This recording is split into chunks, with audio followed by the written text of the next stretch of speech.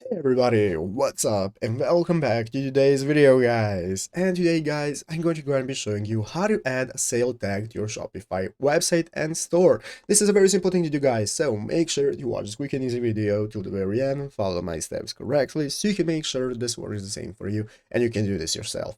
But yeah guys, let's get straight into it. So the first thing you want to do is to go ahead and open up the official Shopify website right here, shopify.com. If you're not already, and after opening it up, you'll be greeted by this main page where in the upper right corner you can get started with accessing your store, you can get started with logging in, and after successfully logging in you'll be greeted by the home page right here where with the left side screen you can find all the sections you can get started with accessing, such as home, orders, products, and so on. So let's go and take a look at how we can get started with adding the sales label to our products to signify that we have a sale going on. So let's go and take a look at what we can do. What we're looking for guys is right here in the app section. You want to click on apps, and now go ahead and open up the Shopify App Store by clicking all recommended apps and opening up the store. So after clicking the Shopify App Store, it's going to open up this App Store right here. You can find all the apps you can use for your store, and you have the search bar at the top of the screen. So what we're looking for guys is the search bar to search for product labels. Go ahead and enter in product labels, and after entering the product labels, this is not going to give us a result of all the applications related to our search. And what we can do guys is find the application we want to use.